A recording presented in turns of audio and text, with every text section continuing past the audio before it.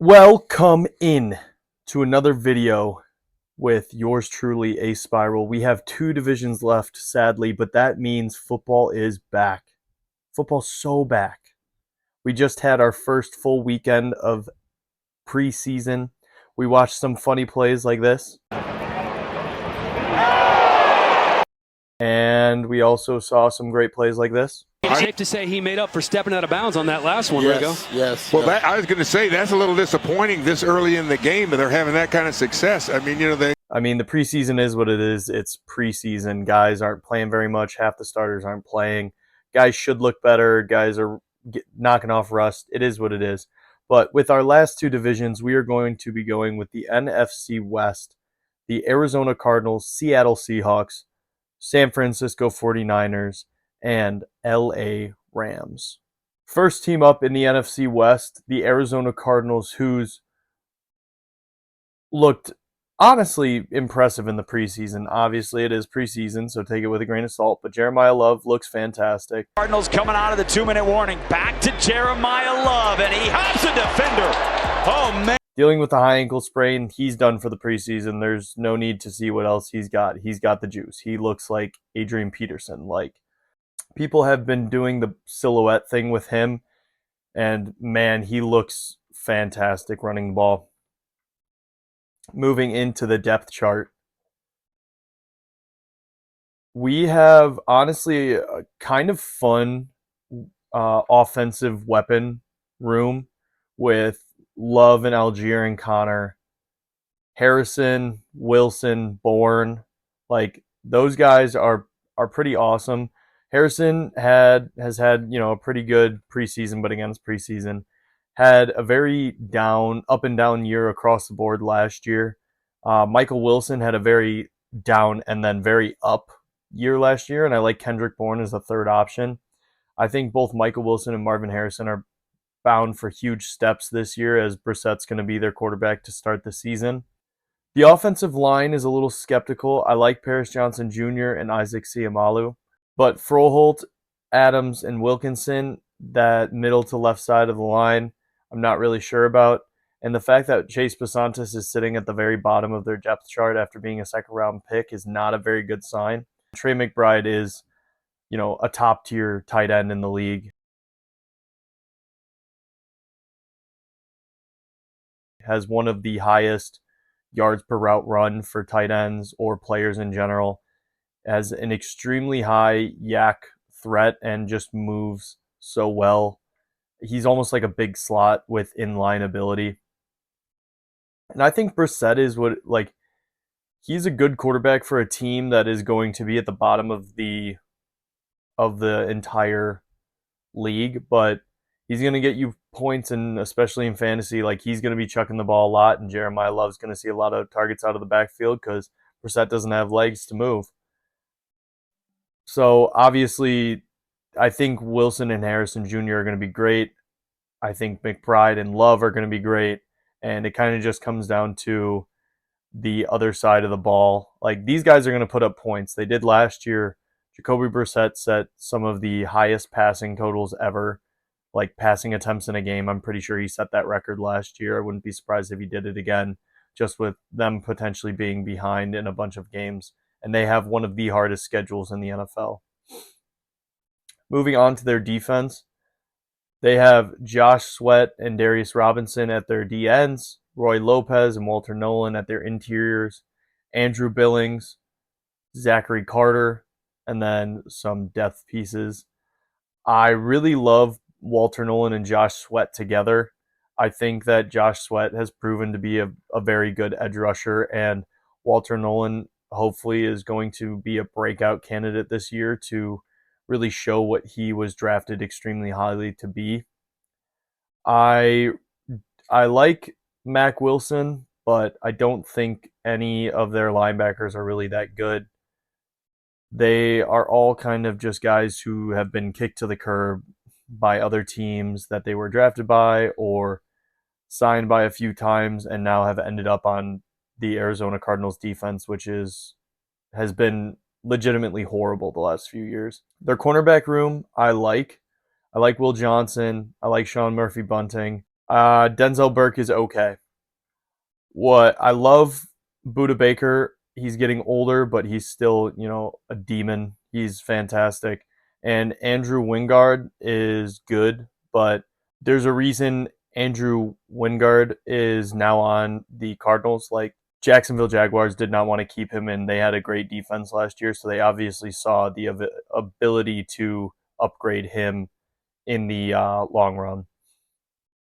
So where I think this offense can be an offense that scores a ton of points and has come from behind, in the sense of, like, they're going to be playing from behind in a lot of games because their defense is really not that good, but they're going to be putting up points. It's going to be a fun fantasy team to pick from, and I think as long as Brissett's in there, you're going to see a lot of great fantasy players. As for the defense, I really think that their linebackers are going to be a big reason why they don't perform well. And I think with just Will Johnson and Buda Baker as their like two big names in their DB room, I don't think it's going to keep them in the race for playoffs for very long. Moving on to the next team in the NFC West, the Los Angeles Rams. Absolute cinema. This team is going to be one of, if not the most fun team to watch since probably the 2014, 2013, whatever, that Broncos team that Peyton Manning put up all-time numbers with. Their offense, obviously, Stafford, Kyren, Corum. You got Puka. Second down. Stafford wants Nakua again. Makes the adjustment. His right toe. Adams, Jordan Whittington, who actually played pretty well last year, and Kanata Mumfield, same thing when they had to. Their tight end room is kind of crazy, like just a bunch of names. Terrence Ferguson could get a bunch of big slot role, as he is a pretty athletic tight end, and I thought really started to step up in the last few weeks of the season. And then their offensive line, Alaric Jackson, we talked about him early on in this YouTube channel being a pretty good left tackle, and there was a reason they didn't go out and try to replace him in the draft. Steve Avila, I like. Coleman Shelton, I'm not a fan of that, but he played well for them last year. Kevin Dotson's a great right guard, probably one of the better guards in the NFL right now.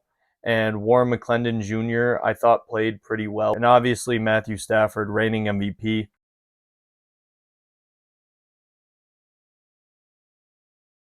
One thing you hope is that this team of old guys, Stafford, Adams, like, you hope these older guys can really stay healthy, and Puka as well. He's kind of had not an injury bug, but gets injured here and there and will miss a few games.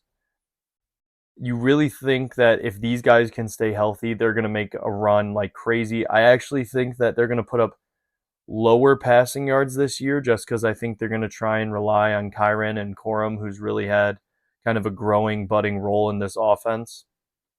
And I think their defense is just going to be so dominant that they're going to be able to run games out more often than not. Which, moving to their defense, running a 3-4, so 3 D linemen, 2 edge rushers, and 3 linebackers. Kobe Turner, Poona Ford, Braden Fisk, absolutely demon rotation of 4. And then you're also probably adding Aaron Donald. More difficult now to kind of get to that into that type of shape you want than it was, when you were first coming into the league. I think it's a little easier now. So what do you bench? 500 pounds.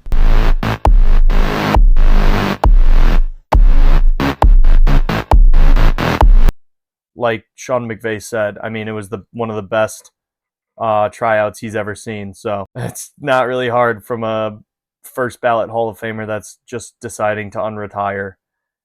Then for your edge rushers, you have Byron Young, and you trade for Myles Garrett, one of the best all-time defenders in football. Fans might get frustrated, but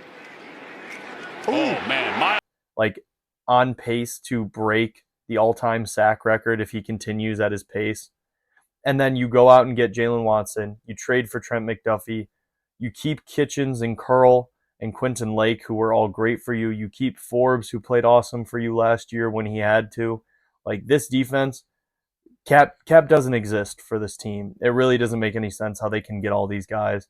A lot of them are on rookie deals, so there is that. But to be able to have such an amazing team, and like, it shows in the betting odds. Currently, the Rams are at plus 550, which is one of the lowest, if not the lowest ever.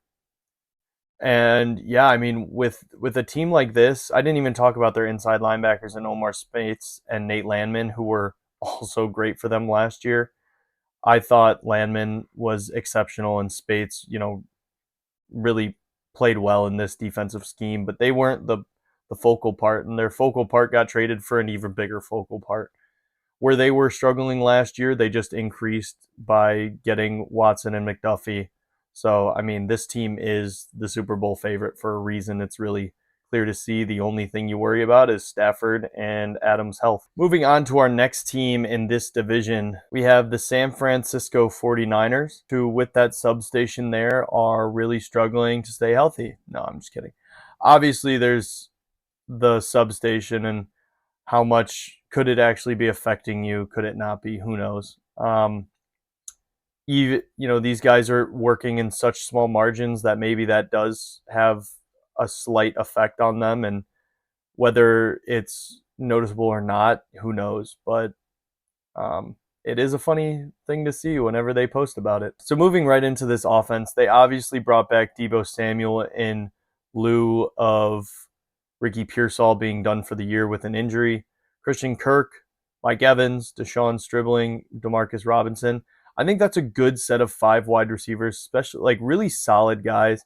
Stribling looked awesome in the first preseason game, and the camp buzz, all the little bees that hum around that substation just be talking him up. They've been saying he looks great. He knows what he's doing. He looks like A.J. Brown kind of reincarnate.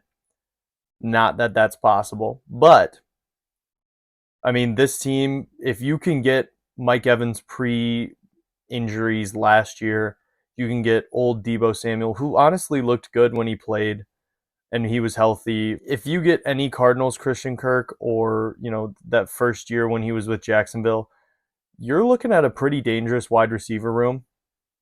And then obviously Kittle coming back from an Achilles tear. You still have Juice. He's great. He's there for a reason. He's an extremely utilized utility fullback. He's not just a big block the guy in front of you. He can go down. He can make catches. He can be crafty with the ball in his hand. And obviously, potential Hall of Famer in Christian McCaffrey. He's got it to add to the running yard total here. McCaffrey first down, sideline. McCaffrey's longest run of the year, all the way down to the 23-yard line. As long he is sitting out potentially with a injury, or could be a dispute about not getting a new contract, who knows? Brock Purdy, we had this discussion in our top 10 quarterbacks. Brock Purdy is awesome when it comes to advanced statistics, and is that because Shanahan, or is that because he's just that good? We don't know. I mean, I think he's great, but sometimes the advanced statistics can lie a little bit about how good a guy actually is, or maybe the one thing that you can't measure with those advanced stats is kind of the clutch gene. And I think Purdy does have it, but he is limited physically by some other aspects of his game. This offensive line, if Trent Williams stays healthy, then it could be pretty good. Colton McKivitz is a great right tackle, and this interior set of 3 is okay. As long as they can protect Purdy and Purdy has time to throw the ball to these guys and these guys stay healthy. A lot of ifs. We're not talking about if man right now. I think this team could be good. I think Jake Tonjes, when he's in for Kittle, is, a very solid replacement tight end. And he catches touchdowns when Kittle's not in. So if you need a spot start for tight end in fantasy and Kittle's out, get Tonjes. He gets touchdowns. Moving into this defense, another 3-4-D, 3D linemen, edge rushers, 2 interior. We have CJ West, Alfred Collins, Osa Odighizuwa. I am not a fan of that set of three interior defensive linemen. Odigizua is a pass rush guy. Alfred Collins, he had 17, one sack, two. So he wasn't too bad. He played pretty good. And now I believe he's actually stepping into a bigger role with this team, is what it seems like. So I think that could be good for him. And I like the Grayson Halton draft from this last season out of Oklahoma. Just a speed rush guy. Kind of got some juice that could potentially help out on the inside. Where I'm really excited, as long as they come back healthy, is Nick Bosa and Mykel Williams. Bosa, obviously, former Defensive Player of the Year, extremely explosive when he plays and loves to destroy quarterbacks when he gets the chance. Mykel Williams, I thought, looked very explosive coming off the edge last year before he got hurt. And I hope that, this injury doesn't hinder him at all going forward. And I like the Romello Height pick. I think that he's looked pretty good from training camp clips, and I wouldn't be surprised if he gets into the rotation early and often. Dre Greenlaw re-signing with the 49ers kind of makes sense. They have brought in Alfred Morris to be their new defensive coordinator now that Robert Saleh is gone, and he's right back at home with Shanahan. So I wouldn't be surprised if this defense looks as good, if not better, than last year, especially with Greenlaw being back and Fred Warner being healthy, which is, probably going to be another All-Pro if he can stay healthy the whole year. Moving on to this DB room, Diamador Lenore has been pretty exceptional at corner since he's been in the league, especially over the last 2 years. I really like Malik Mustafa, but as long as he's healthy. And Upton Stout played pretty good in the nickel for them last year. I worry a little bit about Jair Brown. I thought he's pretty good now that he's moved into the full-time starter role. 2 picks, a forced fumble, 76 total tackles. He's been pretty good for them, and I want to see him take another step now that he's second year in that full-blown starting role. I like a few of their backups: Nate Hobbs, Ephesians Prysock, Ashton Davis. So they have some depth here that I like, and their depth came in clutch last year, even though their defense was pretty rough. Somehow they kept it together and made the playoffs. This team has potential. One of the only problems with that potential is that they are in a division with the Super Bowl favorites and the reigning Super Bowl champs. Which, speaking of the reigning Super Bowl champs, the Seattle Seahawks, they just signed Terrion Arnold after he was released by the Lions in lieu of whatever ended up fully going on with the potential kidnapping case. But we're not here to talk about that. We're here to talk about this offense first. Sam Darnold showed that he can be a Super Bowl winning quarterback, obviously, last year. He still has the seeing ghosts craze every once in a while. He will just decide he's throwing 4 picks. But he also showed that he can be extremely accurate, has a really good arm, and can move around in the pocket enough to keep an offense moving down the field.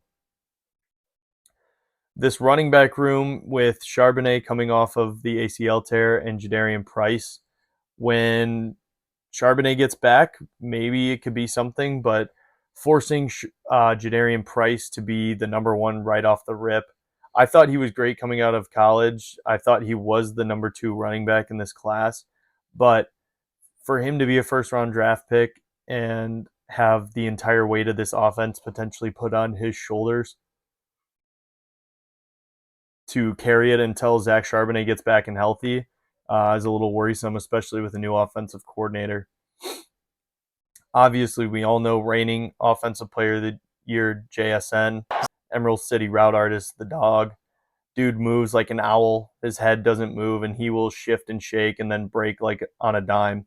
Rashid Shaheed, one of the best return men in the league right now, and washed, but still gets it done, still has great hands. I like this wide receiver core. I think it gets what it needs to do done. You have a deep threat, you have a guy who can do everything around the field, and then you have a really solid just slot guy who can catch the ball and does the right thing at the right time. I really love these tight ends in Elijah Arroyo and AJ Barner. AJ Barner's like a Yeti, dude. He's so big and has such a fun touchdown celebration. At least I think it's fun. But these guys are dogs. Elijah Arroyo was a dog at Miami, and I thought maybe could have gotten more playing time, but AJ Barner, once people saw him really start to pick up and playing time and get some targets, he is a dude. Maybe not the most fantasy relevant, but I think he's one of the better tight ends in the league for overall being a tight end. His offensive line played a lot better than people expected last year, and I think they're going to take another step, especially with Cross and Zabel getting another year under their belt. Abraham Lucas has been a pretty solid right tackle, and Anthony Bradford played pretty solid last year. And then Jalen Sundell, not great, but you can kind of hide the center's lack of pass protection next to some guards. I think that this entire offensive line will take a step as a whole, and that will be really good for this offense, but I'm really intrigued to see what their new offensive coordinator looks like. Clint Kubiak, who's probably one of the better offensive minds in the game right now, leaving.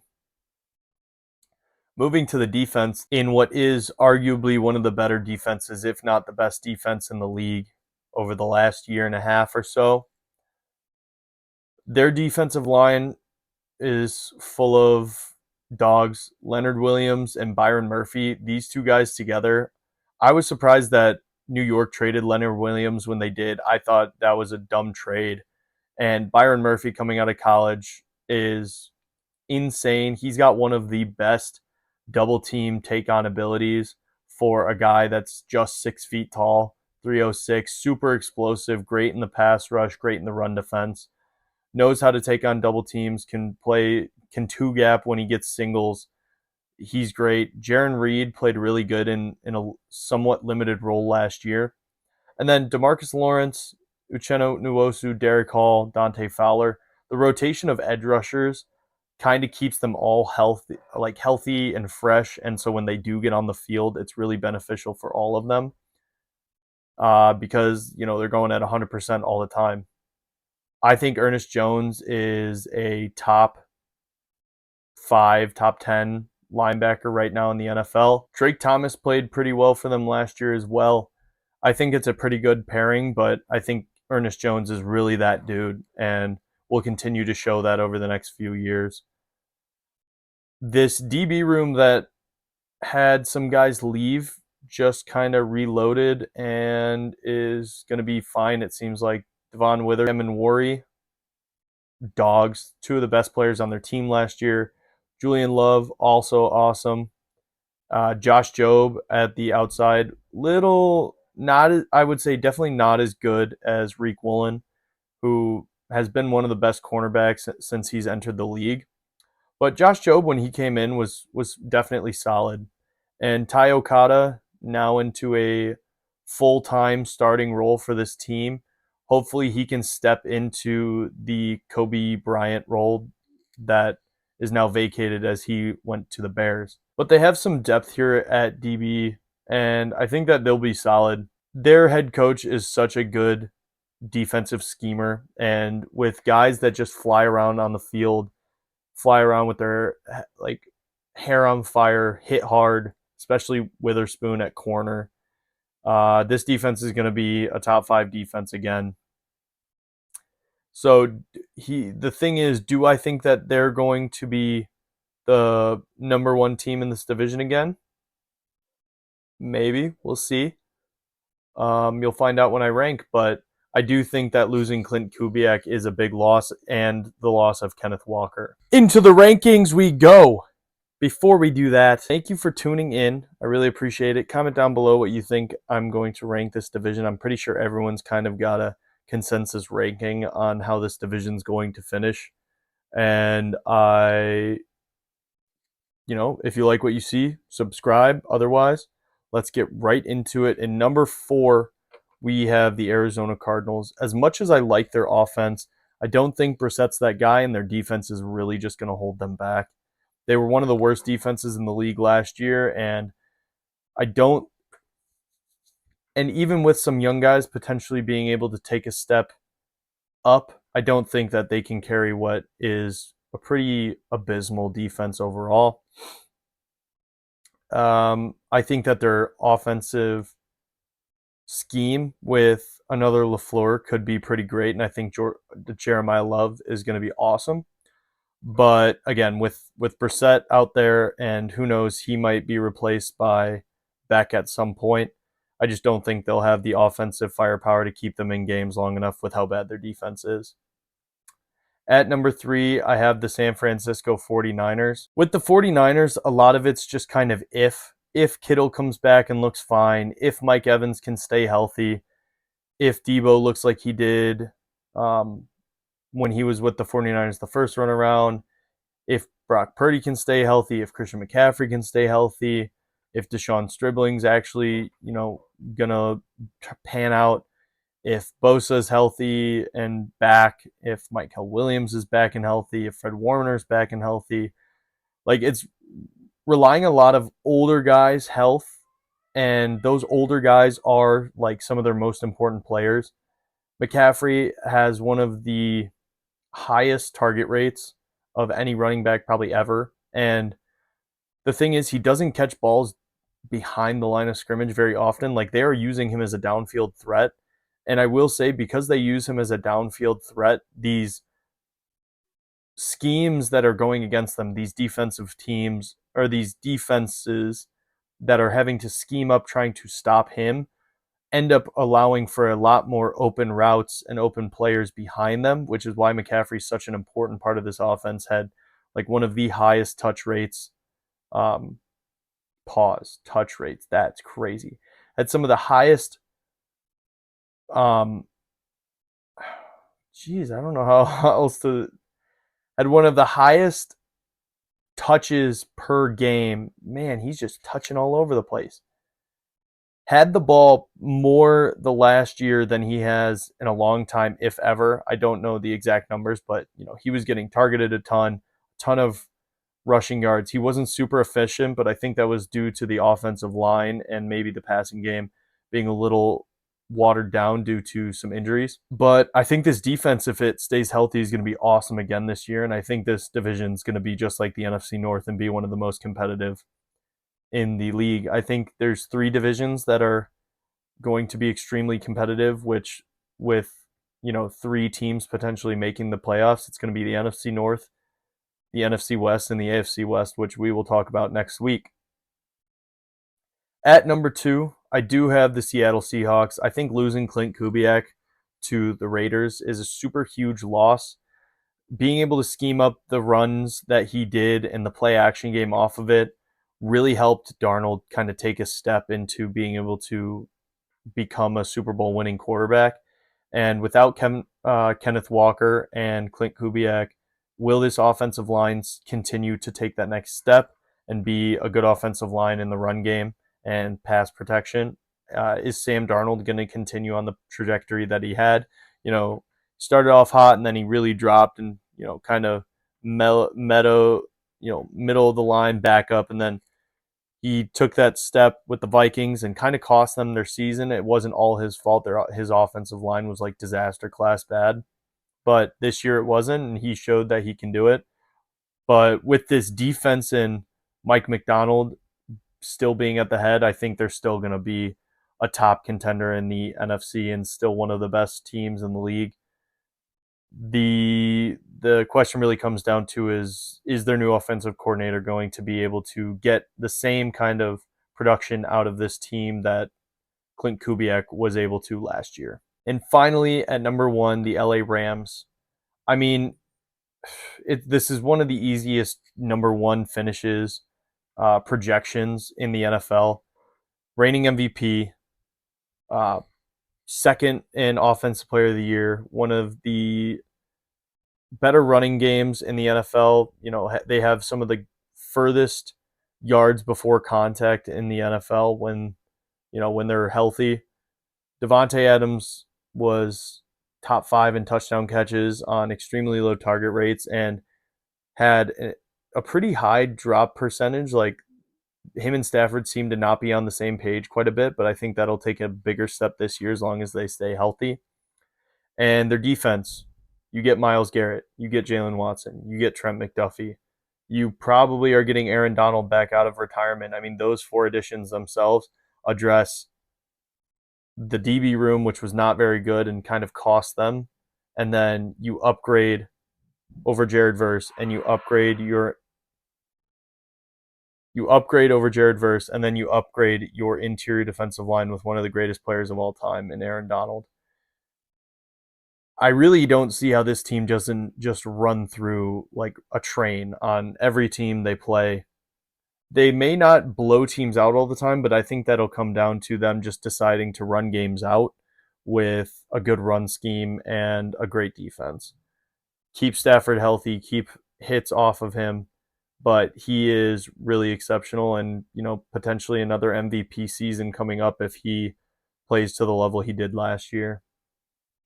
Some storylines for this division, obviously, is Aaron Donald coming out of retirement? Probably, but still, how is he going to look when he plays? Can Stafford and Puka and Adams stay healthy? And can this team finally get over the hump of the last 2 years being, kind of in it but not fully? And are their corners going to be worth what they paid for them in free agency and in the trade? The biggest Seattle storyline is how are they going to look without Clint Kubiak? I mean, can this offensive line look like how they did last year with a new scheme? Can Sam Darnold stand in the pocket and continue to fire like he did last year when he's kept upright and not put, the entire world on his shoulders? And can this run game with Charbonnet and Jadarian Price really pick up the slack of what Kenneth Walker is leaving? I don't really think there's any questions on defense. Mike McDonald knows what he's doing, and this defense, even though they lost a few guys in the DB room, is still exceptional in the front seven. The 49ers' biggest storyline is, are they going to stay healthy, and can Kyle Shanahan finally get over the hump? I don't think they have built their team out very well in the sense of future outlook, but this year I think they could, push these other two teams at the top of this division for the division itself. They did last year, and I wouldn't be surprised if they do it again. Can Nick Bosa and Mykel Williams come back, look fully healthy? Same with Fred Warner. Like, can these guys be exceptional on the defense and really take that defense to the next level that they were supposed to be last year before getting extremely injured? And is Mike Evans and Debo going to look like their former selves, or are they washed? People say that Mike Evans in a 49ers uniform looks washed. I don't think so. I think it kind of is a good look for him. And Debo been in a 49ers uniform before. We all know what that looks like. And apparently he's back in the backfield with McCaffrey kind of sidelined for the time being.